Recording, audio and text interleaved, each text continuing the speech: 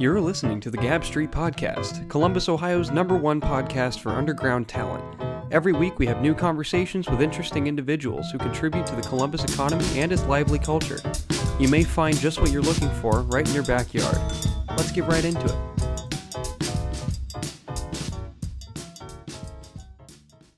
There we go. Boom. We're here. We're here. Josh Miller and Cole Baker. The masterminds behind 2x2 Hip Hop Fest, Columbus, Ohio. What's up, guys? What's up? How you doing? Two of the masterminds. You know, there's a lot of There's masterminds more. involved. Yeah, there's a lot. Who's that team? Who should we be giving shout outs to right now? Oh man. We Steve. normally end with shout outs. Yeah, well, we can give a few now, man. Steve Horvath, Danielle Miller. You know, and then we got a whole crew of people. Justin Withrow, Yep. Lookout Supply. Yep. Ketchup. My man. Yep. Carlos Roa. Yep. Artwork and shit. Of course, Mashawn Sean Harper and Grant Gatsby. The dope ass logos. Yep. Check this out. We're representing today. That's Roa Studios. Hell yeah. Yep. Hell Cool. yeah. Bobby Baker.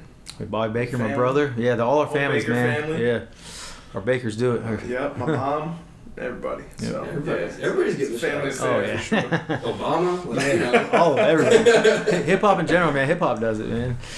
We're just orchestrating stuff, you know.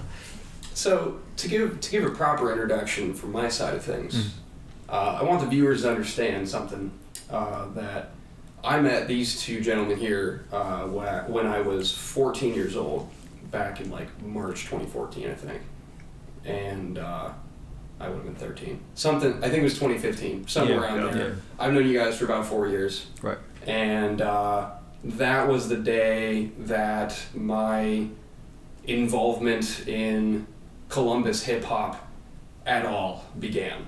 That day I met you two, I met E-Rock, I met Senseless, and I met... Senseless was there, wasn't he? Senseless was there. He gave me a free copy of Living on Land. Forgot about that, yeah. And I remember you specifically saying, or no, one of you said, like, unskippable album. Yeah. This shit is perfect. And I listened to it over Yeah. and over and over again on my way home. Yeah. And that was the first ever...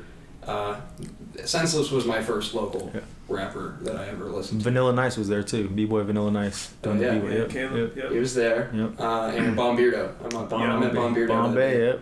That was dope. So that one day in at the McConnell Arts Center, March 2015, I think, I was wearing an Aesop Rock sweatshirt, and they were like, "How fucking old are you? Are you wearing that?" Yeah. And I was like, "Yeah, he's pretty cool, right?" And they were like, "Why do you?" Okay, hold on. And then we just kind of went on from there. So Just don't see a whole lot of young kids wearing Aesop Rock, any rhyme sayers or any anything like that, you know. or have like Aesop Rock posters, Right.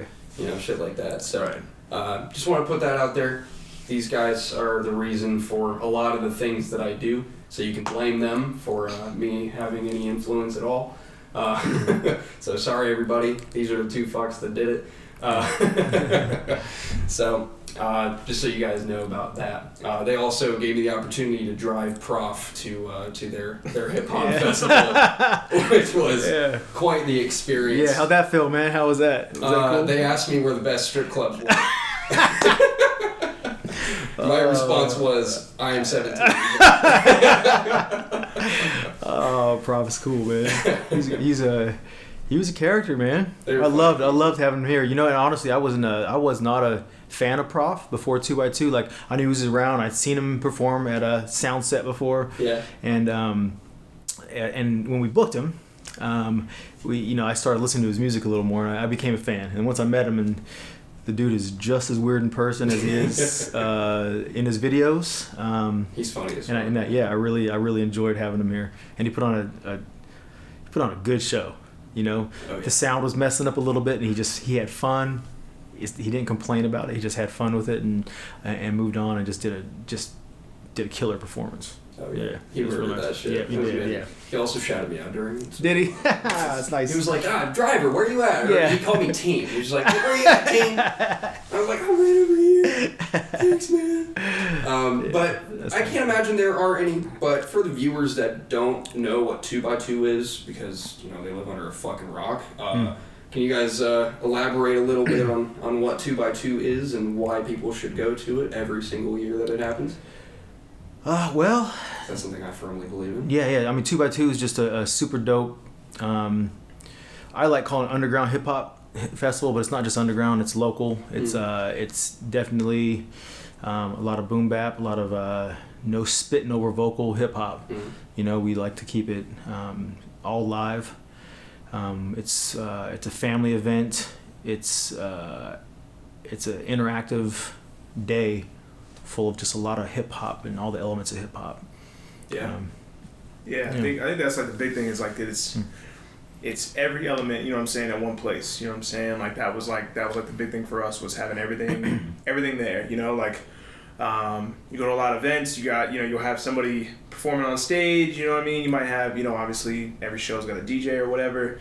You might have some art around or whatever, but you never really see them all in one place, you know, like B-boys and B-girls kind of do their thing. MCs and DJs and producers are doing something else, and then the graph riders are, you know, out in the cut somewhere painting on a train or something. So we wanted to bring all that together under one spot. This year, 2020, will be number 6 for 2x2. So we started in 2015. Started at an old like motorcycle junkyard where I had an office at. Rice Paddy Motorcycles. Yeah, Rice Paddy over in Wineland Park near the fairgrounds and near campus. Oh, yeah. Now we moved it to the west side to an old bowling alley right around the corner from where I actually started rapping. So now it's doing that big all day festival. A bunch of local and national acts. Always have a couple of, you know, headliners that we bring in from out of town.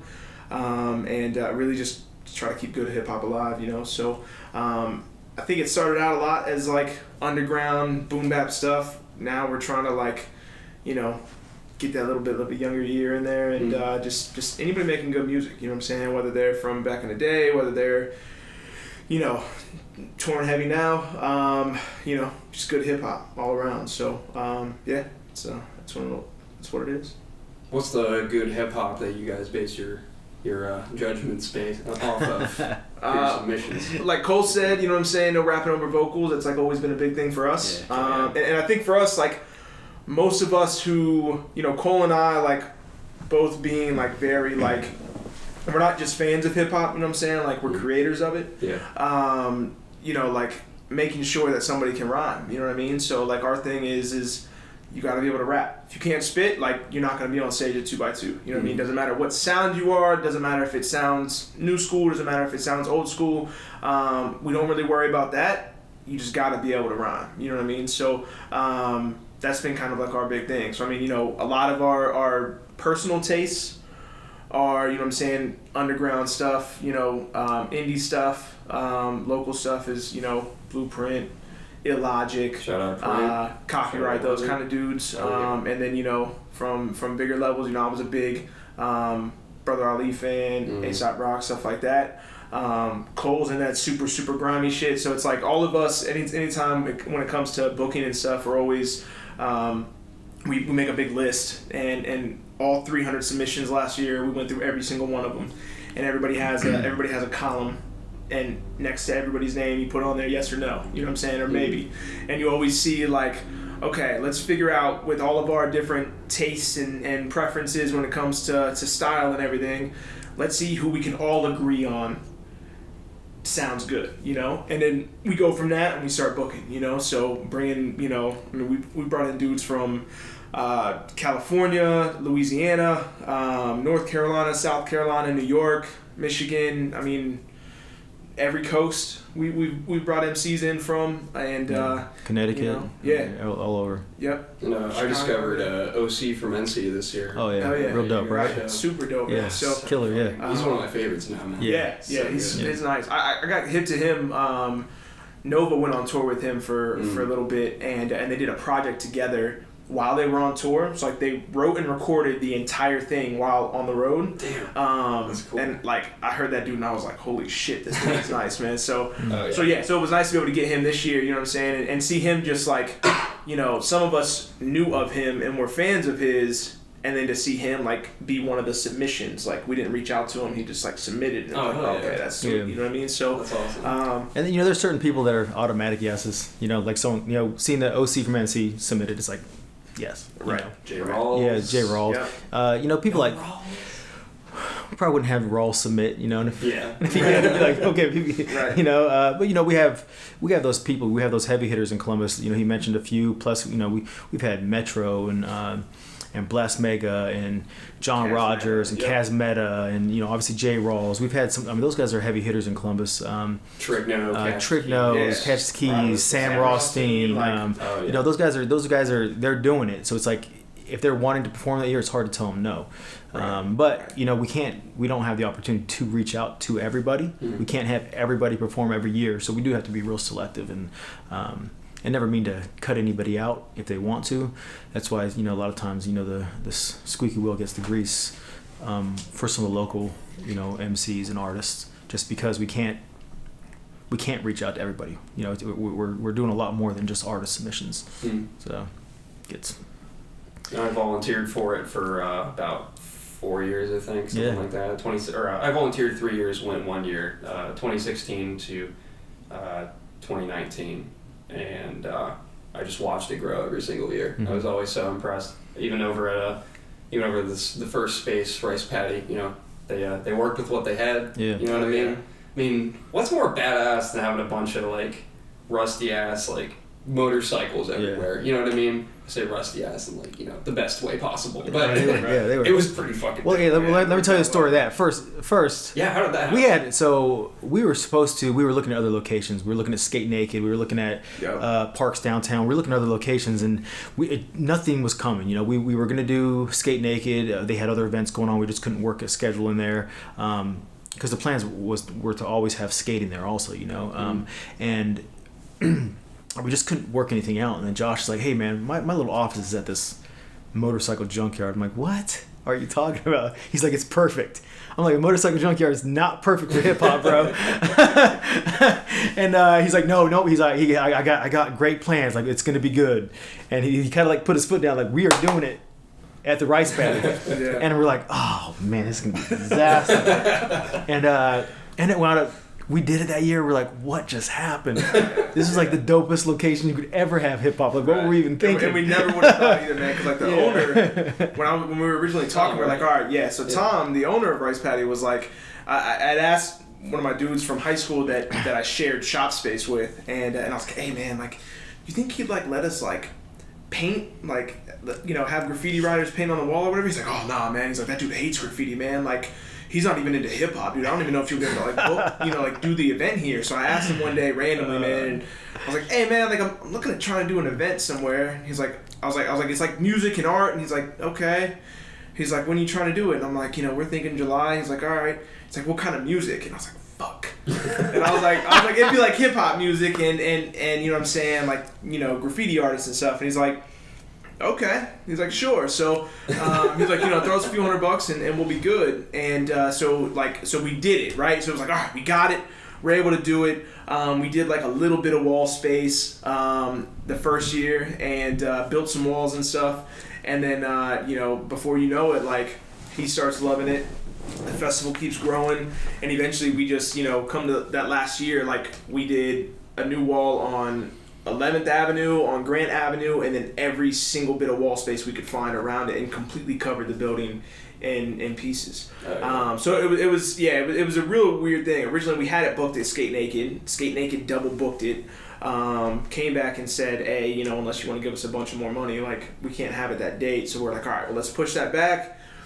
Somehow stumbled upon the idea of doing it at Rice Paddy, and it worked out well, man. And I think it ended up, being definitely like one of the best locations we've ever had. You know what I'm saying? Yeah. So now it's like, when we moved it, Tom sold the property to developers in the neighborhood and moved over west side, and moved to the west side. So we moved with him, and our first year being there, I was like, man, like, we're gonna lose all that grittiness, you know what I'm saying? Like, so let's see what we can do. Like, can we roll out some motorcycles? Can we, you know what I'm saying? So we had the big pillars and the crates everywhere and stuff. So, yeah, man, it ended up being a perfect spot for a festival, man, and really started feeling like home after a while. Yeah, I think that one of the best parts about having it over there is not really what you'd probably expect me to say. It's just a big ass parking lot. The right parking, over yeah. there. No, that's what everyone says. Everyone's like, "Yo, the Perfect. parking's dope." Yeah. Yep. No, that's honestly that's the number one thing that the feedback that we get from moving to the west side is the parking. Because we can, fit 2,000 cars in that parking lot. And that was probably the biggest reason why we wanted to do it there was because originally when he had told us he was selling the original rice paddy location, we were looking at other places, and I was like, all right, let's try to just find like a warehouse or parking lot or something like that. And I had looked at that property before before I even knew he was getting it. And when he told me, he was like, man, I got a couple ideas. I think that might work for 2x2. And I'm like, all right, man, well, let me know whatever you end up getting, and we'll see if it works. And we saw that, and it's like, yo, dude, like, parking's right there. You don't have to cross out any busy intersections. You don't have to worry about illegally parking anywhere. Like, let's do it. You know what I mean? Like, and it made out for like a perfect little like footprint. You know what I'm saying? In between the back, it like backs up against. It's an old bowling alley. Then you got this big parking lot, and then you've got this. It backs up against a strip mall. So you get the strip mall buildings there. You get a little alleyway right there, and it ended up working out perfectly. So yeah, now we've got like plenty of parking, and there's like a big strip mall here, which is where everybody parks, and then you've got another strip mall right next to it if you need any overflow, and then across the street you got another big strip mall that's open. So it's like, and the best thing, unfortunately, for us though, the good thing is that the strip mall is like 15% fucking, leased out or whatever, so it's like there's nobody ever in the parking lot except for when 2x2 happens, and the entire thing gets filled up. Yeah. That was kind of one of the best parts of that first year that we had it over there, was walking out to the parking lot and seeing that parking lot full. We're like, completely full. Yeah, it was nice. It was very nice. Yep. Yeah, and the inside of the festival feels like its own little city too. It does, yeah. It's closed in. It's basically, it's almost surrounded all the way around. It's a big U shape around the bowling alley. Very dope. And how much convincing did it take for Tom to let you guys do the entire building in the middle with graffiti? So he gave us the whole back wall first. Didn't want anything on the sides. And honestly, Justin and Steve, so Justin Ketchup, who owns the Lookout Shop, he was able to get the front side. Nice. So that helped out. And then Steve talked to him after the first year, though. The first year he didn't let us do the sides of the building. He didn't want any graffiti being visible because he was worried that the west side, that it just wouldn't be a good look for him over there. Yeah. Just did a little convincing after he's seen how good some of the art was the first year at the new location, with Ketchup being in the building, with what Ketchup, he sells graffiti and art supplies in that building, so it shout out Lookout Supply, right? So, yeah, 100%. He's one of the founding members. He's one of the reasons why we started this. Me, Josh, and Ketchup started it, and he's still involved every year. And it's just helped us get those other walls. And I think he just seen how good some of the art was and let us expand. Yeah. It wasn't just tags. It wasn't just throw ups. It wasn't just these were full blown murals that were getting done. Yeah. And that was a big thing too. That first year, my dudes at Rice Paddy were like, man, like don't ask Tom to like put up graffiti, dude. Just don't like him. You know what I'm saying? And I was like, well, what is it that he doesn't like about graffiti and that style and stuff, and when I talked to Tom, he's like, man, I don't like. He's like, it's not that I don't like the art. He's like, I hate the tags. He's like, and what it really came down to after talking to him was that it wasn't that he hated the people writing graffiti, is that he hated the city coming and citing him for having graffiti on his building, because I guess once if the city drives by and sees a tag or whatever on your building, they give you so long to get rid of it yourself. And if you don't buff it in a certain amount of time, then they come out, they buff it for you, and then they charge you for it. So, yeah, because it's like, I don't know if it's making the neighborhood look bad or whatever. Yeah. So my angle with him was, let's put real pieces up there. The city won't come after you for it, and if they do, we'll buff over and we'll clean it up for you. He said, okay. He's like, that's fine. He's like, you guys do whatever you want on it, but if the city comes knocking, you're the one answering the door. Like, all right, let's do it. So, and after that, he never had any problems with people tagging his walls. He never had any problems with the city coming and giving him shit about it. So that was like a big thing for me from just like the business owner, the property owner side of it. You know what I'm saying? Was like, okay, it's not the fact that they don't like graffiti. It's the fact that they don't like being hassled by the city when somebody, puts a tag or whatever up on something. Well, if you put pieces up, nobody in their right mind is going to argue that that's ugly and that's ugly graffiti. And it's like a code for writers where you don't tag over a piece, you know what I'm saying? Like there's layers to it. So it's like you can put a piece over a tag. You never tag over a piece unless you're dissing somebody. So it worked perfectly. And still to this day, 2-3 years after we left the old rice paddy, those pieces are still standing today and haven't been messed with. Mm-hmm. So any property owners out there who are having problems with the city citing them, hire an artist and a graffiti writer to put some real pieces on it, and you'll be good. Yeah. After the first year at the new location, I actually went back there because everything was still up, and I took my senior photos there. Nice. Yeah. So all my senior photos are both, like, half of them we took at Vanderelli, and half of them we went over and took them at the new spot. So nice. Yeah, really cool. You start painting walls, man, and I used to walk out when we were at the original spot, man. My office was still there for a couple of years.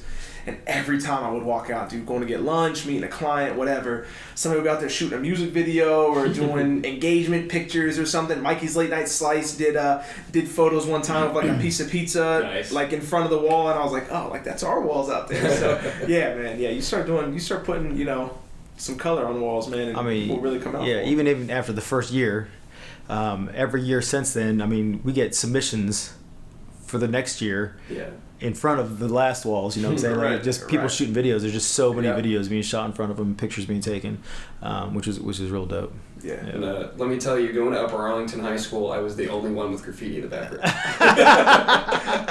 So I was very proud of that. Right. Speaking of Upper Arlington, I don't know if anybody who is part of this audience was also part of the hip hop club audience, but. That was something, I don't know if I've mentioned this on the show, but I used to run a weekly, it was monthly for a while, a hip hop club at the high school where I would have people like these two gentlemen come in and present to the uncultured population of the high school. Nah, I'm just kidding, you guys are cool, but I would just try and bring in a little appreciation for our local surroundings, you know what I mean? So you guys were also part of that. I had you guys, I had Jay Carey come in at some point. I had Senseless come in. I had Kenneth Jackson, shout out Kenneth Jackson real quick, Hip Hop C-Bus, I had him come in as well. So yeah, 2x2 was also a big part of that. You guys came in with all your 2x2 little booklets and prof stickers. I still have the prof sticker that I got that day somewhere on here. Right here. Right on the bottom of this sticker board here. So I got that from one of our very first meetings of Hip Hop Club back in sophomore year of high school. So, the podcast wasn't the first thing. I've had a little experience already, but speaking of Mikey's, I also have a Mikey's Late Night Slice pizza box top on my wall. So I'm all about that local shit. But yes, you do. But yeah, those tags are fucking dope, man. How did you guys meet Steven? Because he does a lot. He's a veterinarian as well as a dope. He's a doctor. Artist. Yeah, he's actually he teaches over at Ohio State. Oh yeah, in veterinary school. Yeah, we met him through Ketchup. So cool. So what happened? It's real funny if you ever met Steve. He's super clean cut, real good looking guy. Doesn't look like a graffiti artist. He looks like a doctor, Yeah, right. And he Ketchup used to throw lookout jams over at what's the name of the spot over on High Street? Oh, right over off of Creative Plug. Yeah, Creative Plug. So he used to throw lookout jams over the Creative Plug, and he would have people come over there and paint. Mm-hmm. And he told me he had met this new guy from across the street. That was working across the street, and he had him over there painting. So I went over there, and there was this kid with long hair, kind of looked a little grungy, looked like he ran the streets a little bit. And I started talking. So hey, so you're Steve? He's like, nah, that's Steve. So it was Steve's nephew, and he pointed Steve out because there was already a piece on the wall. I'm like, yo, this is dope, man. Hey, the piece you did was dope. He's like, I didn't do that. That was my uncle. I'm like, oh, this guy? Yeah. And after that, we just clicked, man. Steve is just a real cool dude, man. Just real professional. Yeah, from Toledo. So real professional. Right mm-hmm. big train rider back there, so still getting down today. And so we had, it was Cole, myself, and Ketchup the first 2 years, and then met Steve, brought Steve on to help out, brought my wife Danielle on, that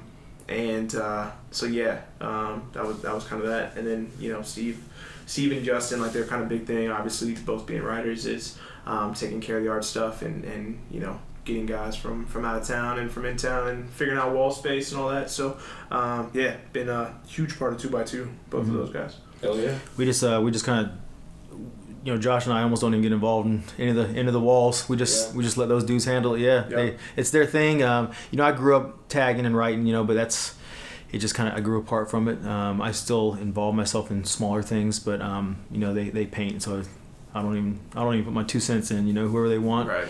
We trust their judgment, and they orchestrate some pretty dope stuff.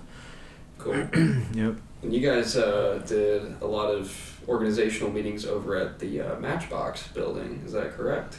I came to a couple of them. Yeah. That was me being the one who had actual office space. That was just kind of where it worked out to do it. So.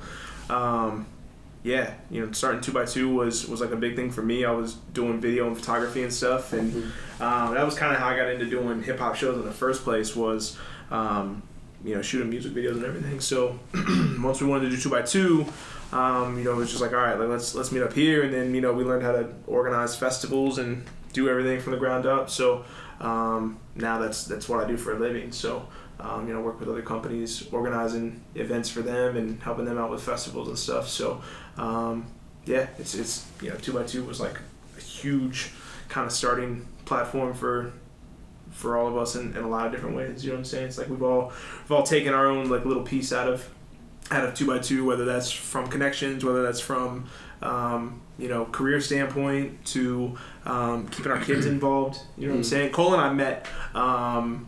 From the breaking scene. So, my dude Stash, we were doing an event, at one of our weekly nights, and he was like, yo, man, like, you need to go over to this coffee shop in Hilliard this weekend, because, we're doing a little jam.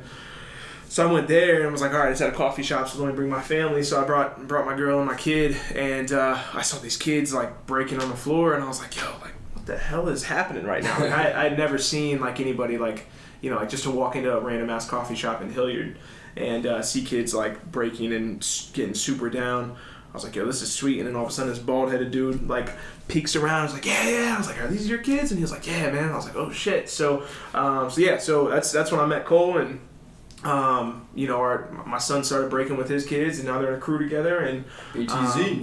It's just been a big family affair ever since then. So yeah. Oh yeah, that's really dope. I didn't know that was how you guys met. Well, it went back farther than that even. Like he didn't even know. So me and James Alexander, B-Boy Osuga. Okay, my kids have been at that point. They've probably been. He was probably teaching them for at least 3-4 years at that point. Flow. And James would throw B-Boy battles. I would help. James would also throw the B-Boy battle at the Hip Hop Expo. Shout out to BHB. I went there one year for the first battle that they had when my kids were real little, and it was probably the 18th or 19th year of the Hip Hop Expo. I hadn't been in a long time, and I got there and I noticed that there wasn't a whole lot of graffiti involved, wasn't a whole lot of the art involvement at that point. So I asked BHB the following year, like, hey, you guys mind if I find an artist, find a graph writer, have him paint a wall for us? I'll put it up and just, maybe I could do a black book battle or something, help out, bring that element back to what you do. And he's like, yeah, go ahead, man. So I started doing that. So I started throwing little black book battles. I would go out and find sponsors like Art Primo. They would send me markers and magazines and stuff to hand out during the battles. And, I'd get, a handful of people there. Met a few real dope young writers doing that. And one... I kept seeing on Facebook this dude named Josh Miller was throwing these little events called Writer's Block and what it ended up turning into Knock 5 and I didn't know much about him, and nobody I knew really knew anything about him, and then I started seeing and his names that he would have on there weren't people that I was familiar with. I'd been around the hip hop scene a long time in Columbus, and I was kind of used to the older head name, you know, not older heads, I hate calling anybody older heads, but, you know, I was used to, you know, seeing just Copyright, Blueprint, Metro, you know, all those names on flyers, and all of a sudden I just seen different names on flyers coming from this guy. And then I seen Copyright on there, then I seen Pause 2, then I seen a few other names that I recognized, like, oh, so this dude does know some people. So, shout out Pause 2. Yeah, shout out Pause 2, yeah. He's a man, yeah, he's a dope dude. Yeah. But anyways, me and Jamie, we talked about starting a hip hop festival, and we were going to call it 4. Okay, and me and him had stuff planned. We had flyers made. We were going to have it at Skate Naked because he had already had connections. We've had b-boy battles at Skate Naked before, and things were just moving along really slow. Throwing an event like that, it's a lot for 2 people. Well, then I hear about this dude Josh Miller. I meet him. That's when we met at that little event. Okay, we started talking. He's like, "Yeah, man, I want to throw this hip hop festival." I'm like, "Wait, hold on. We're gonna throw hip hop festival, bro. Like, you're not throwing a hip hop festival." He's like, "Yeah, man, all right. It's gonna be called 2x2, and I've already got some stuff made, man. I got some plans already." I'm like, "No, dude. Look, we're throwing the hip hop festival." I'm like, "Well, how are you gonna have breakers there?" "Well, I don't know a whole lot of breakers." I'm like, "All right, well, you know." And he's asking me like, "Well, how many, what rappers you gonna have there?" I'm like, "Well, we don't know a whole lot." And I was like, "Ding!" So you want to do this together? Yeah. And the planning started almost immediately. Yeah. Like our meeting was almost planning a festival immediately. Hell yeah. And getting the kids into breaking them, getting them in the same crew, and eventually the kids put his son down into the crew, battled him in, and the rest of that's history right now. You know, they've been in the same crew for the last 6 years or so. Nice.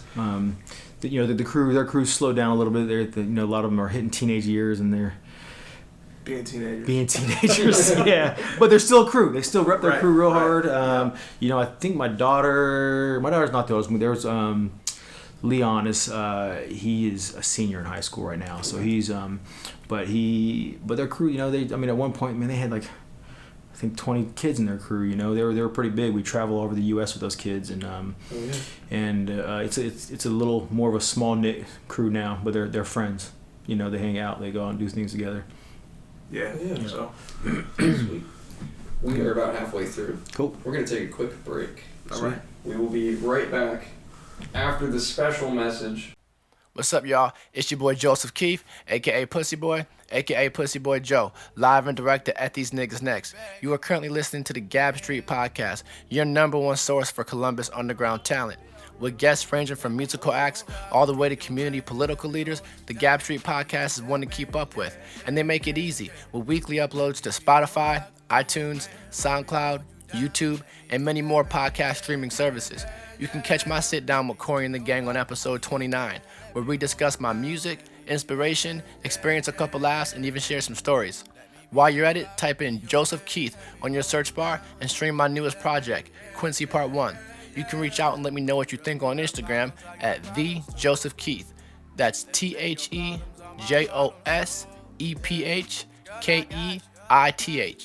Thanks for tuning in today. Enjoy the rest of the show. And remember to support your locals before they go global. Now, give me all of your love. Can tell by your frame and bigger your brain that you were sent from above. If the real what you want, I got it. Short game crazy iconic. If nigga got it, I bought it. I don't just talk, I walk it. Baby, you need me just like I need you. Let me hit your hotline. I'm trying to slide through. Big time lover, can't stop wanting, trying to spend it all on you. Today's episode is sponsored by It's All Been Done Radio Hour, an award-winning modern geeky comedy in the style of old-timey radio serials that's performed at Mad Lab on 3rd Street on the second Saturday of every month at 5 p.m. It's a night of sketch comedy written by Jerome Wetzel and acted out by a large dedicated cast with tons of memorable stories. It's a one-of-a-kind experience that you can't get anywhere else. Discover the Columbus theater scene with It's All Been Done Radio Hour. Tickets to the show can be bought for $5 at madlab.net/tickets. That's madlab.net/tickets. And you can listen to the live performances as a podcast on all platforms. Stay up to date with them by supporting at patreon.com/IABD. That's patreon.com/IABD and gain access to exclusive content. You can find them on Instagram at IABDpresents and at IABDpresents.com and it's all been done radiohour.com. Now back to the Gab Street Podcast.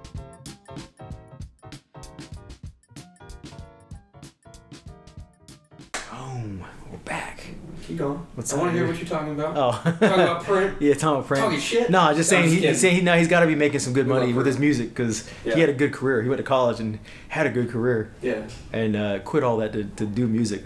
It had to have been scary, dude.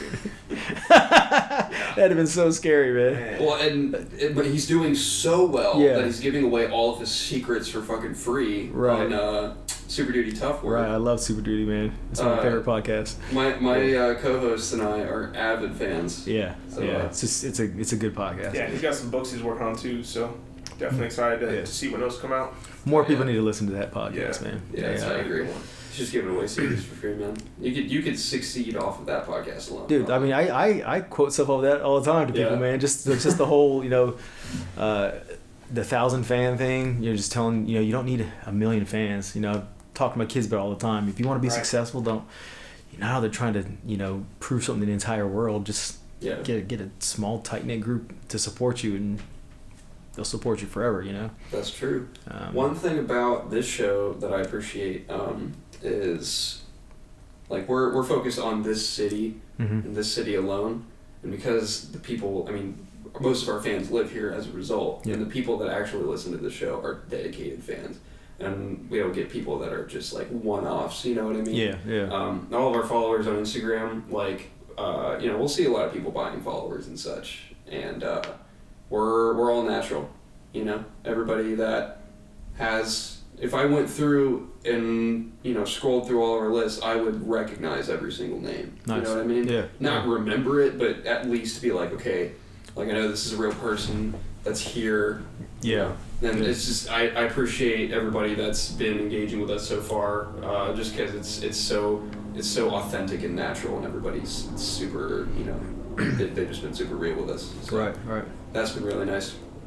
And we're also giving away secrets, I guess. I don't know if you want to learn about podcasting, you can just throw shit out there sometimes. But Learn about festivals. Yeah, festivals. Let's get to festivals. They're tough, bro. They're tough. I'm gonna ask you guys your favorite question.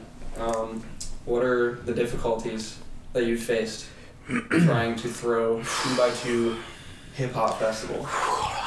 Well, Get ready. Where do we start? How long do you guys have? In for the long haul. Yeah.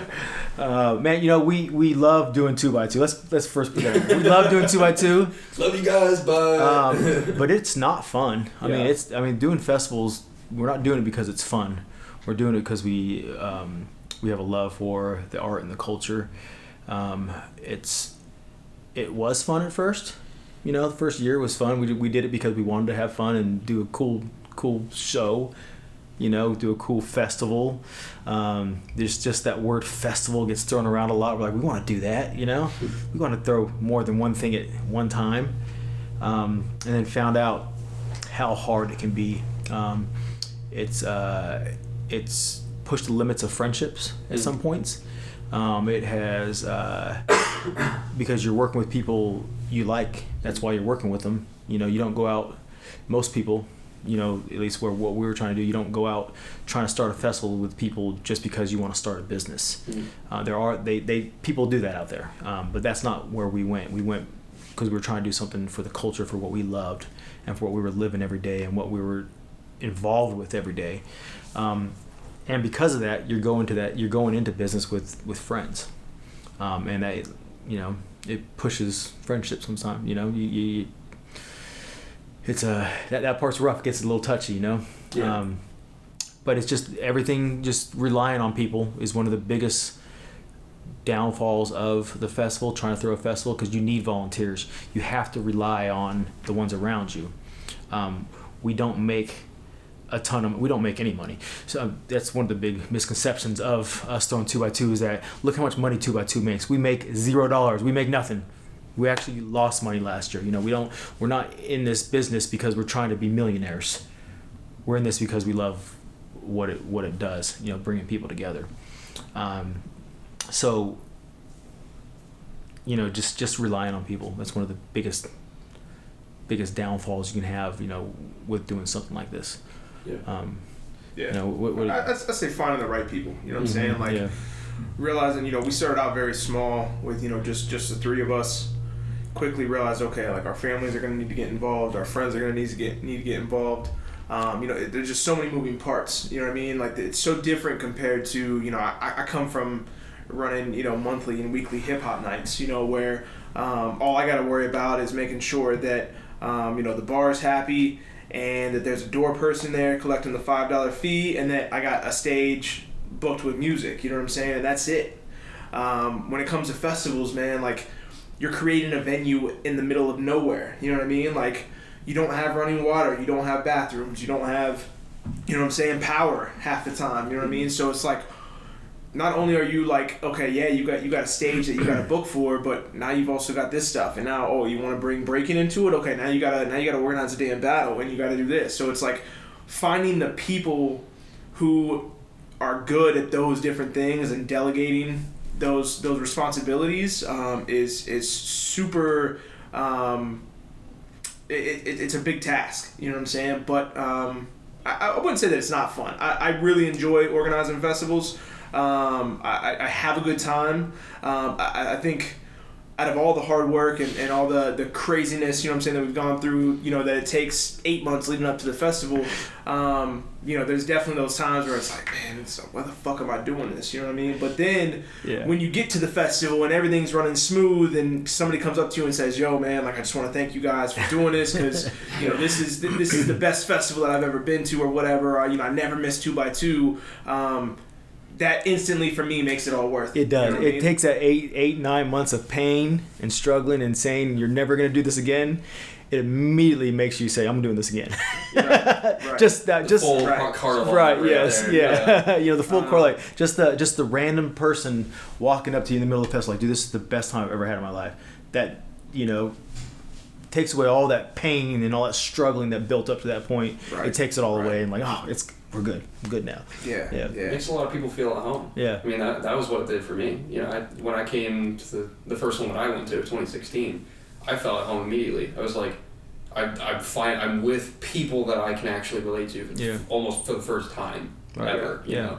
And since then, it's just stemmed from there and finding more and more people that I can actually talk to in the city, like that are interested in the same things as I am. And I met a ton of people that day.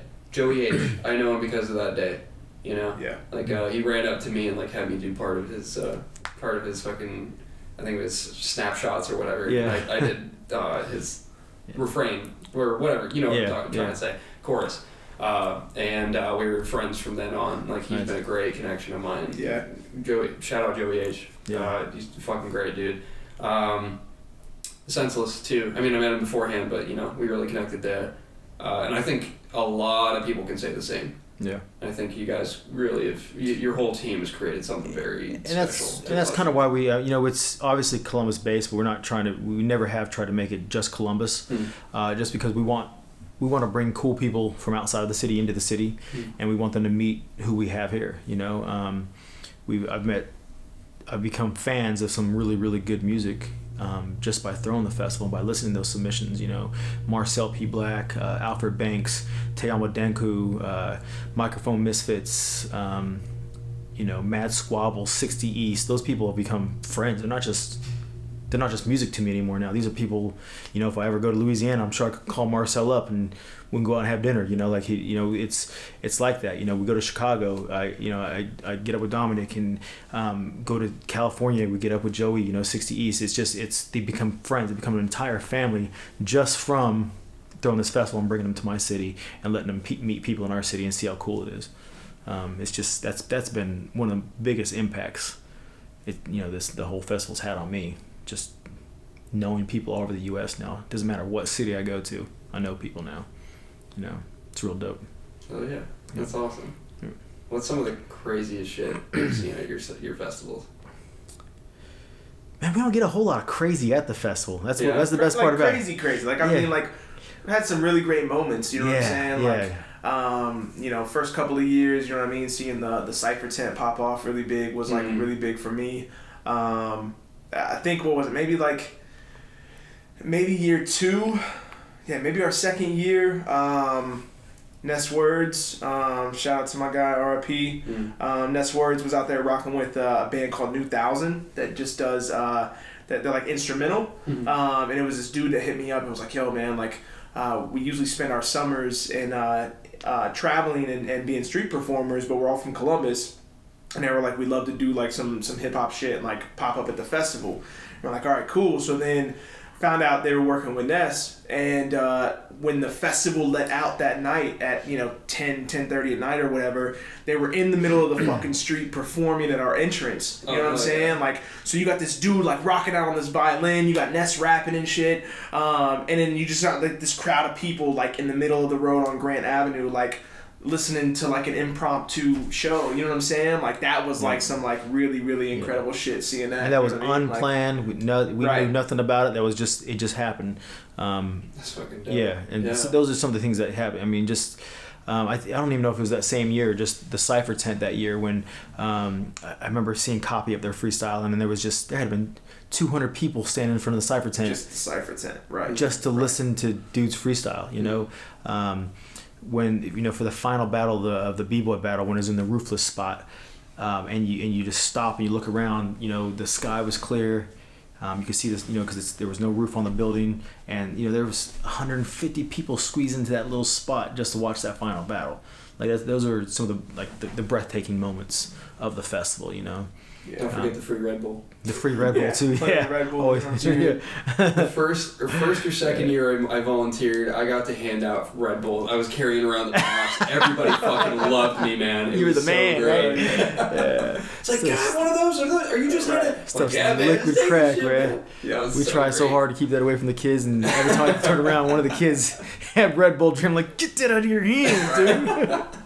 Oh, I drank way too many of them. Yeah, I think everybody did that night, man. Man, that shit was crazy. Yeah. But yeah, man, it's, there's been a lot of good moments, man. Like a lot of friendships, you know what I'm saying? Like Cole said, the year, the 2x2, after Ness Words passed away, we did a big tribute to him, and that shit was crazy, man. Like everybody came out for it.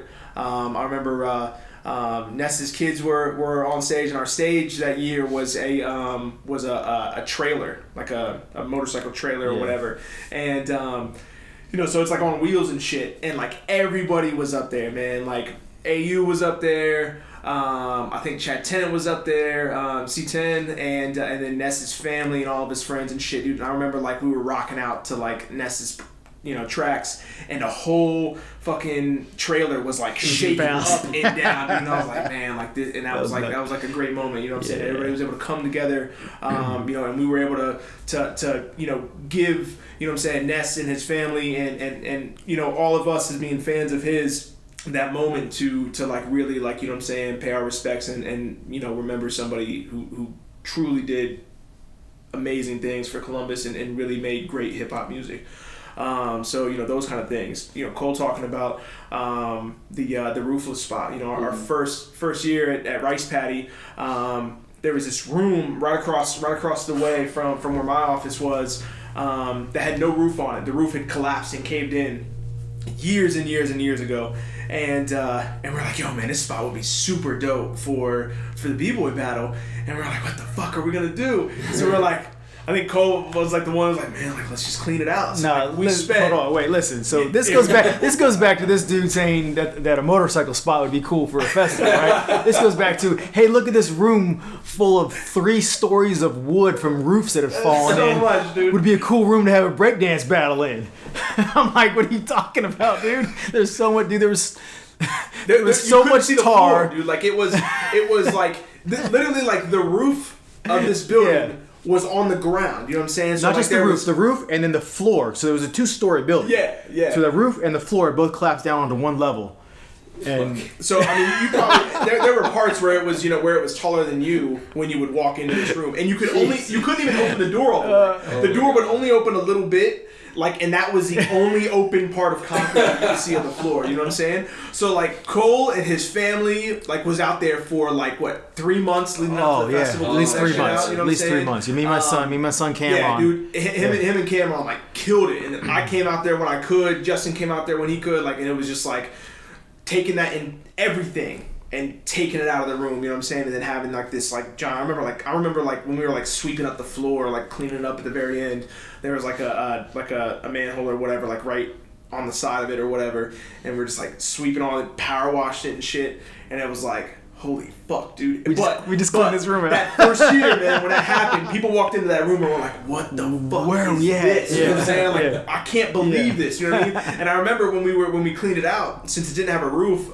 Tom was like, hey, man, like, cause I told him, like, you know, when you do a festival, it's not like, do it, book your stuff, and then everybody comes. Like, you know, you got permits and stuff that you got to get, and insurance and all that stuff. So, like, I told Tom, like, hey, man, like, fire marshal's going to come to just inspect and make sure everything's good. He's like, hey, close that door to that roofless spot, man, because that's like an insurance fucking liability 100%. You know what I mean? So we like closed the door and like made sure like we kept like the fire marshal like away from the area so he wouldn't ask any questions, dude. And it was like, it ended up being like a magical spot for those nights. You know what I'm saying? Because it was like, you just look up, dude, and it's like you got like these like super grimy walls, and then you got this amazing sky above you. You know what I mean? Like, so like the room was just, the vibes in there were amazing. So it was like, you know, yeah, plenty of good moments, you know what I mean, throughout the years, from you know, planning the event to run to like day of, you know what I'm saying, to, you know what I'm saying, just like the aftermath of it. You know, last year was like 2018 was like when we really started seeing people like talking about like, you know, giving us props and shouting us out online like after the festival, people that we didn't know, you know what I mean. And it was like, they always say like, you know, it takes, you know, several years to like really like see a lot of growth in a festival when you start planning one. And you know, 2018 was like when like we really started seeing like people like shouting out 2x2 like that we weren't connected with. We had you know no what clue. I'm saying? Yeah. So like being able to see like see that growth and you know, look at the photos afterwards, you know, shout out to, you know, Kenneth Hip Hop C-Bus, you know what I'm saying, for taking the photos and stuff. And you know, seeing those photos, man, it was people just having a great time, man. Like, you know, like it's 100% like why I do it, you know what I mean? Like I think for all of us, you know what I mean, like that's a huge thing, like Cole said, you know, like takes all that away when you get there and everything's running smooth. And you know, this past year, you know, we had Evidence as one of our headliners, man, and that's like one dude that like my son and I are like really into. So like, you know, I was like, everybody was like, oh man, Josh, I need you for this, or hey, what about this? And I'm like, yo, like just give me a moment, like I'm gonna go out here and I'm gonna rock with Evidence with my kid, you know what I'm saying? So like me and, you know, my 11-year-old were sitting there, 10 at the time, you know, it was before he turned 11, and you know, just sitting out there singing along with Evidence, you know what I mean? Like that was like a super big highlight for me, you know. So yeah, man, it's been good. Oh yeah, having Evidence and Sarok was. Dude, Sarok. I'm a fucking huge fan of Sarok. Yeah, me too. Yeah, I love her, man. Dope. Yeah. She just that was my second time. No, that's my third time seeing her. But you know, we met her out in California at the Happiness of Pursuit Festival that 60 East throws, and just super. Her and her husband both just super humble, man. They'll talk to you. They're out in the crowd. You know, there's not very few.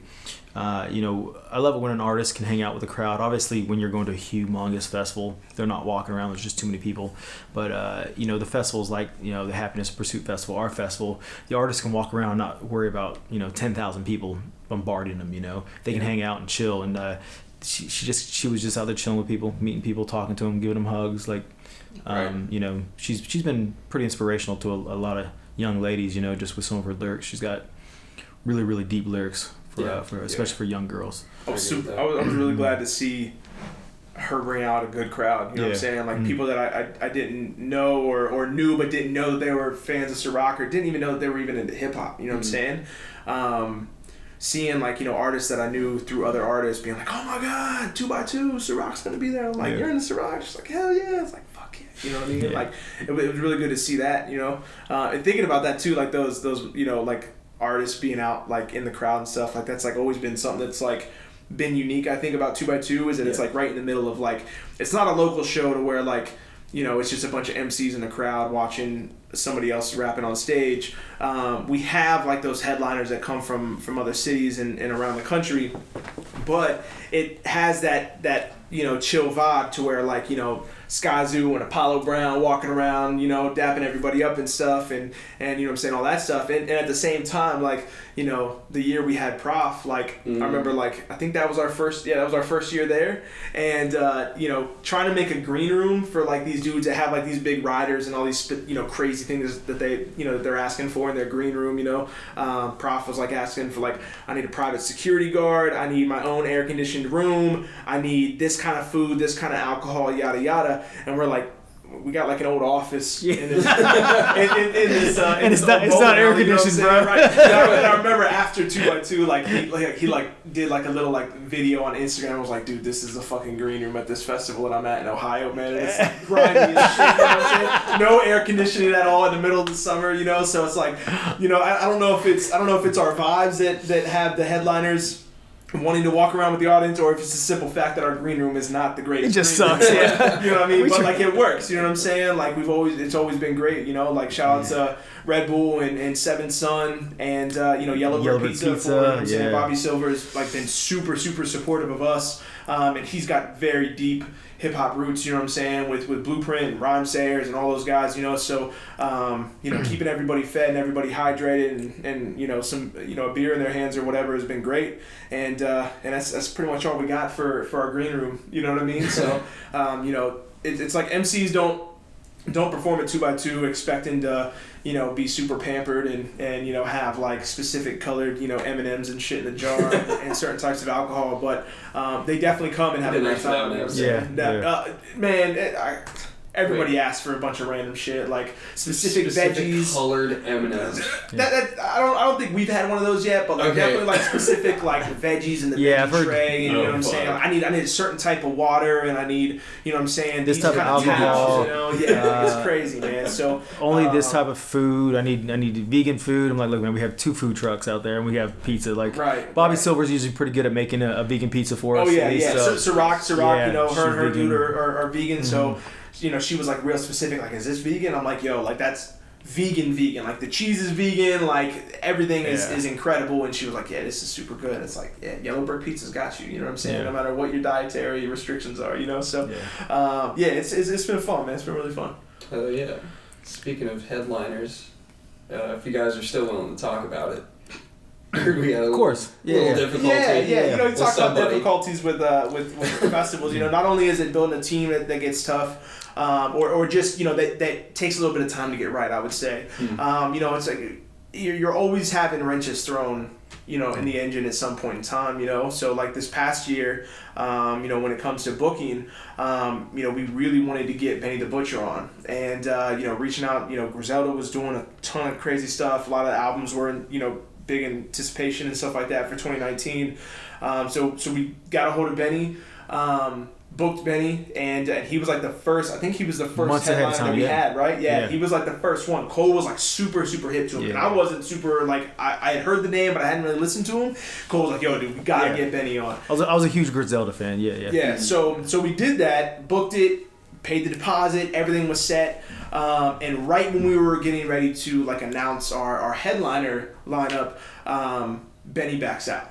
Benny's like, yo, I got Conway, or I think Conway was having like a birthday party or something out in California on the same weekend. And he was like, yo, I'm gonna go do this. And we're like, dude, like, are you serious? Like, right before we were getting ready to announce it, man. You know what I'm saying? It was like, listen, man, we had the website done, we had the flyers printed. Okay, we had Grind Mode Cyphers, had ciphers set up with Benny and other Griselda artists. We had 4 other Griselda artists on the lineup. We had a meet and greet with Benny, and we were announcing, this is when we were making the big announcement on Monday, and we get the call from Benny on Friday evening. Man, we had no idea. I mean, we booked 38 Special to kind of go along with the whole Griselda feel, you know. I know he's Trust Gang, but, you know, Benny and him have that, you know, super dope album, Stabbed and Shot together. We even had artists reaching out to us because they heard that Benny was going to be there, wanted to do a Stabbed and Shot graffiti piece. I'm not sure if that was going to happen or not, but we had the entire festival is based around, you know, you want to base them kind of around your headliners, and that's what we did. We really based the entire festival around the headliner, around Benny, and when Annie backed out, it sucked. So luckily, my dude 60 East came through, hit me up, and was like, "Yo, man, you know, I got Evidence's number. You know, if you want to call Evidence, I'll hook you up right now." So 60 East came through big for us. You know, helped us out a lot, but it threw us back. It threw us back a month. Our lineup wasn't released. It was released a month late. Yep. We had to change things around, you know, just because trying to rearrange things for a different headliner. You know, we didn't have even though Grind Mode always comes through. You know, Lingo and the whole Grind Mode crew comes down from Rhode Island, and they travel from all over to do these videos. They didn't get to have any like headliners in their videos because of this. And they still do dope videos. I mean, all their videos are so dope. You know, go check out grindmode.com. They're all over YouTube, all over everywhere. But you know, they still did their thing. But it's nice to have a big name in one of those videos too. Sweet, right. Deposit was paid, and we had to like figure out like getting the deposit back, and it was like, oh shit, you know. And it's like, since we don't have $100,000 in a bank, just ready to put on a festival. You know what I'm saying? Like every dollar that we spend is like super like calculated to like, okay, we're gonna pay it at this, we're gonna do this, and then we'll be good for this. You know what I'm saying? So like all those things, man, just wrapped in. You know what I mean? Like definitely threw us. Trying to book a new headliner without having the other deposit back yet. Yeah, that was super tough. Right. We had to. That was a chess game of trying to figure that out, how we were going to get it done, and we got it done, and evidence came through and killed it. His whole team was great. Yep. You know, they really worked with us. You know, they did ask a lot of us, and a lot of the things were like, look, we can't do it for you. And they were cool. And they were cool. It was good. You know, we did what we were able to do, you know what I'm saying? Shout out to, you know, our homie Rick, Columbus Rick, for, you know what I'm saying, helping out with a lot of that as well. You know, it's like, you know, man, it's like, it was one of those moments where, like, really, like, the whole family kind of came together for 2x2 to you know, really pull some rabbits out of the hat, man, and we made it happen and made it work. But, you know. It's one thing when an artist cancels. We've had artists canceled before, you know, for you know, various things. But that was the headliner, and the festival was based around him. Right. So that it kind of crushed us for a second. It took us a week. We felt sorry for ourselves for about 2 or 3 days. You know, we're like, oh no, what are we gonna do? You know, poor us. And then we're like, you know what? Screw that. Let's fuck it. Let's you know, 60. Then, like I said, my dude 60 East, man. Joey came through and just gave us that hope that we needed. You know, we needed a big name. You know, I felt like Benny was the name at that time that we needed, because everybody knows, you know, Griselda's blowing up right now. But so we needed another name like that to highlight our festival, you know, and evidence. You know, that connection with evidence just kind of came through. Plus, it was a dream of Rick's to have evidence there. You know, his son Malcolm got on stage and rapped with him. You know, he's been on stage a few times with evidence, and that's pretty big. Rick, I know Rick. Shout out Rick. That guy's awesome. Rick is the man. He's awesome. He's the coolest dude ever, man. Him and his wife Joelle, man. They're just. Yeah. Weren't you at the Brother Ali show that I went to at A&R? Right? Yeah. And Brother Ali performed "Dear Black Sun" like right to Rick's son. I almost cried that day. It was so fucking beautiful. Yeah. Malcolm's a cool kid, man. Yeah. I mean, how old is he? Is he 14? Is he 14? I don't think he's that old right now. What? 14 maybe? No, I think he's 12. He's not that old. Yeah, he can't be. But that dude can spit lyrics, man. Really? Yeah, dude. Malcolm can? Yeah, Malcolm's dope, man. Yeah. Oh, yeah. Dude, like, he gets on stage and he's performed with I mean, who's he performed with? Has he performed with Prof? He got on stage with Prof, right? Got on stage with Evidence. Right. Yeah, I remember. There was a viral video going around on Facebook for a while there of, you know, this young kid on stage with Evidence. Well, that was Malcolm. Right. Yeah. That's so cool. Yeah. I think Malcolm was only like 10 years old at the time, maybe 9. Yeah. Rick's one of those dudes, man. I met him doing monthlies when we were doing Knock 5, man. He started coming through, and he was that guy that would, like, he didn't even live in Columbus at the time, and he still doesn't. And he was like from Columbus, and he would like come through like all the time or whatever, you know, for shows. And he was that guy that would like always come. He was like one of the first people there, one of the last people to leave, and would make an effort to like buy merch from every single performer that hit the stage. You know, so it's like every Knock 5 we did, I remember seeing Rick and Joelle there, you know what I'm saying? And everyone, like, they would give so much respect to the MCs that performed, making sure, like, you know, I'm not leaving without buying CDs, shirts, whatever I can to support these artists, you know? And that was huge, you know? And then, you know, now he's, like, a huge part of the 2x2 family, you know what I'm saying? He got married, 2018? Yeah, when Prof came. He got married that morning, the morning of 2x2, he got married at Rehab where we do the break, our weekly hip hop night. Nice. And then his reception was basically 2x2, you know what I mean? He got Prof to come in, officiate his wedding, you know what I'm saying? Apollo Brown and Sky Zoo were there in the crowd, you know what I mean? At Rehab. How dope is that, bro? And then he comes and their reception is 2x2, you know what I mean? So like for them to just literally base their entire wedding around our festival, like that's like that's like some true fans of hip hop when it comes to that family. You know what I mean? So, not just that, but I'm like the biggest Apollo Brown fan. Like he's my favorite all time producer. All right, and I just mentioned it one night, and Rick's like, I know Apollo. I'll get Apollo for next year. I'm like, bro, you're not getting Apollo, dude. He's like, no, I'll get Apollo. I'll call him right now. Yeah. Calls Apollo Brown, and next thing you know, we're emailing back and forth, and getting him there with Sky Zoo. That is so cool. Yeah. He's real dope, man. He's helped us out a lot. That's just some of those I know. Right. Like some of those beautiful things about what I'm saying about this culture, man. You know what I mean? When it comes to hip hop, is like you got everybody from every different walk of life imaginable. You know what I'm saying? No matter what they're what they're into, where they're from, whatever. Hip hop is like one of those things that just brings so many different communities together. You know what I mean? And so many people together to this community.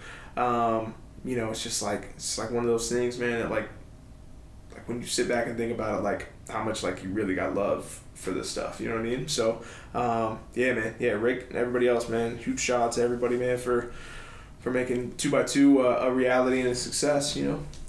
Oh yeah. You guys have any special announcements to make about the next year's festival? This year. No, next year's festival. Year, it's not 2020 yet. Yeah. It will be when this episode comes out. But this year we're making some moves. We're changing some stuff around just to keep things moving forward. We're looking at doing 2x2 in a September date. Originally, me personally, I always hated the heat. Being a bigger dude, I was just like, man, like I don't want to do the heat. So I wanted to either do like a festival in the springtime or the fall time. Springtime was like, nah, it's gonna rain too much, don't do that. And fall time we were doing stuff with Independence Day Festival back in the day. So now that Independence Day isn't there, and you know what I'm saying, we've got those times. Mm-hmm. Okay. So now we're gonna be moving 2x2 to September. We'll still be at the same spot as of right now, just trying to get it a little bit cooler time. Hopefully it's not so crowded. Summers in Columbus are so crazy when it comes to festivals. You got so much going on. It's true. So we'll be doing 2x2 in September. Date TBA very soon. And then submissions, we'll be opening those back up March 1st. We'll have them open for a month. Like I said, we listen to every single submission that comes through. So as long as you make good hip hop music, we'll be checking it out. And looking at adding a lot of new stuff this year, changing some things around just to make for a better experience for everybody, and keep on trucking. Yeah, we're constantly growing, constantly changing, constantly adapting. We're not professional organizers. We're just some dudes that wanted to see something dope happen in our city. Some of the complaints we get are, the organizational part of things. Like, well, we're not professional organizers. We're hip hop heads trying to do something really dope for you that we put a lot of time and energy into. We can't do it, especially like we talked about before, without our families. My wife Christina, she allows me to do this. I always say that. We spent a lot of time, a lot of hours involved in this. And if it wasn't for her holding the fort down at home, and I wouldn't be able to do what I do, and put the travel and the time in. One of my biggest parts of the festival is the hand-to-hand promoting. And I travel all over. I go to the Tucson Hip Hop Festival, the THOP, the Happiness of Pursuit Festival out in California, Soundset. For 3 or 4 years, I went to every B-boy jam I could possibly go to, passing flyers out, all hand to hand. Show in Ohio, we try to get now. So. And we've got help with that now. We got Doc Remedy in Cleveland, we got Paco in Fort Wayne. We have people in different cities that help with some of that promotion now, that are always willing to lend a hand and do things for us. Those have been two dudes that have we've made part of our team this past year, are Doc Remedy and Paco, and then. Just we're trying to grow into other cities, not trying to do the festival in other cities, but just trying to grow into those cities and have them be a part of it, and so we can do little park jams or street jams in those cities to help promote. But yeah, just having that crew and just falling back, being able to rely on our family to do this. It's real. Yeah, it's what it's all about. Definitely. And building on that too a little bit. Definitely looking at as far as volunteers and putting together teams. Definitely, it's been a top priority for us to keep growing our street team. Our dude Nathaniel, who's a huge hip hop head, goes to every single hip hop show. He reminded me of like Senseless back in the day. Of like every show I went to, he was there. So he'll be leading our street team this year and hopefully building on that. So we'll be doing. Trying to come out with like videos for how to put up posters right, doing hand-to-hand stuff. Promoting. Oh, yeah. In the real world as well as digitally, just keeping our marketing there and stuff, and then talking building off of Cole's stuff, like trying to do little 2x2 events in other cities leading up to the main festival. So yeah, man, just trying to I think that's like an important thing when it comes to organizing festivals and really doing anything. I talked about this yesterday when I was going up on a lift with my son yesterday when we were snowboarding the Mad River. He like kept falling and shit, and I was like, yo man, like what happened when you fell? He's like, nothing, man, I'm fine, like nothing happened, I don't know what happened. And I was like look man, like I'm not trying to give you shit for falling. I was like, but you need to be able to take a step back and think about where you made the mistake. You know what I'm saying? And I was always like, me like quitting my job, talking about Blueprint, you know what I'm saying? Like me walking away from my 9 to 5 to work for myself full time. You're always constantly, going back to the drawing board. You know what I mean? Like with 2x2, it's like, okay, after every 2x2 we look at it and we're like, all right, where did we make mistakes? Where did we have those hiccups? And what went really well, you know what I'm saying? So I think the important piece is making sure that you're constantly looking back to see, okay, what can we improve? What can we change? Mm-hmm. What worked? What didn't work? You know what I mean?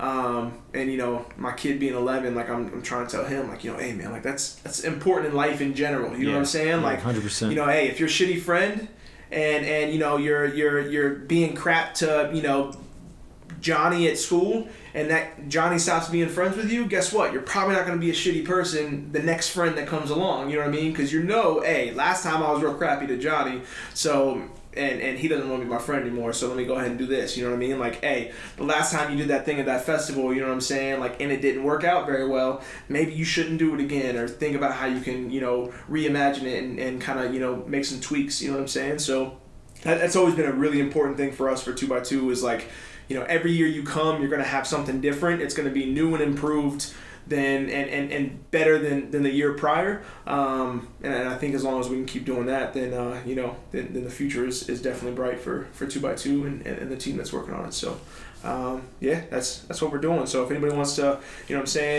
submit to perform, March 1st we'll be opening that up. 2x2fest.com. That's 2x2fest.com. Instagram, Twitter, Facebook, all at 2x2 Hip Hop Fest.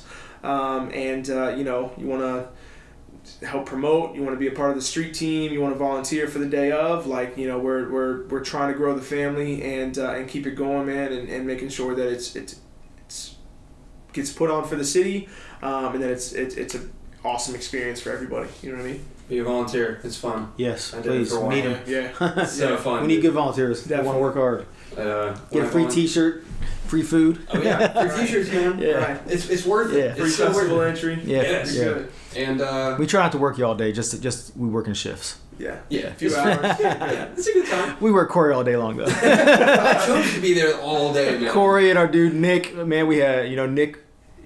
He was there. Was he this last year? Yeah, Nick Chafin. Yeah, that dude. Yeah. That dude's been volunteering since day one, right? Back then, yeah. Yeah. Oh, that dude's been killer. Him and our dude Andrew. He's those guys volunteer all day long, including our family. Like our family's all day long. They're the all day long volunteers. Right. They do it. They help us out so we can enjoy the festival a little bit. Because we put all this work in, and the first couple of years we did not get to enjoy it. We were working so much. We're like, yo, who performed this year? I didn't see any performances. Right. So our families help out so that we can see that now. Especially, the beer tents, with our wives and, Danielle running money, and just it helps out a lot to take the stress off us. Couldn't do it without them. Right. Oh yeah. Yeah. Any last things to wrap up with, or special shout outs last minute? All special shout outs. Plenty of shout outs. Definitely to the sponsors, man. We've had some big sponsors in the past years that have just been really great. Like you said, Seventh Son, Yellow Brick, Cover My Meds, Red Bull. Who else we got? Yeah, Lookout Supply. Lookout Supply. We got Voice of Reason, Mashawn, you know what I'm saying? Mashawn we brought on this last year to help with booking. He's done incredible with that. Yeah. So, Voice of Reason, management, he's got a ton of things in the works, so definitely, you know what I'm saying, shout out to him and keep a lookout on him because he's doing a lot. Who did you say? Mashawn Harper. Mashawn. Yep. So he's got a couple partnerships with like Il Poetic and stuff like that, also manager of Ilpo and all those guys, so huge shout out to everybody there. Definitely make sure you get out to a hip hop show, whether it be local or national. Support your local hip hop scene for sure. Of course, Grant Gatsby, him and C10 do the Killer 16 MC battle. Yep. Sam Rothstein always doing a pipeline pre-show and after party. Yep. Sam's doing a lot of stuff. You know what I mean. So shout out to Sam and his whole team that's doing a lot of good stuff right now as well. Yep. And Keto and Pause 2, Mayhem. DJ Pause 2. They're always Bombay is always family. You know what I'm saying. So Senseless and all those guys. Man, it's a whole team. Yeah, it's we can go on forever. And if we didn't name your name, we apologize. But we have a big team that helped out, and we try to remember everybody. We try to give back to all of them. They're giving to us. We just try to make it the best for them also. Try to make it a relationship, a two-way relationship, not just us benefiting off it. Oh, yeah. Yeah. One more quick shout out to Sam Rothstein. I got one thing to plug real quick. Yeah. Sam Rothstein and Danny Rogers, Ace on Intrigue, they have a show that is going to launch relatively soon. I don't know if it'll launch before this episode came out or not, but it's called the Visioneers Spotlight. It's already an event that's been going on for a few months. It's the first Tuesday of every month at Wild Goose Creative. You can go there and they do a film podcast for the first half, and then they have a bunch of local film directors that present their own works the second half. It's a really dope event. That podcast is going to be distributed on all platforms here relatively soon. So if you want to go listen to them, very dope. Talk about, Mad Max Fury Road was the first episode. They watched that and riffed on it. They're fucking hilarious. I love those two guys. They're great. They did Event Horizon for one of them as well. So if you guys want to go listen to that, that will be out relatively soon. Some crazy days, man. Yeah. Nice. Awesome.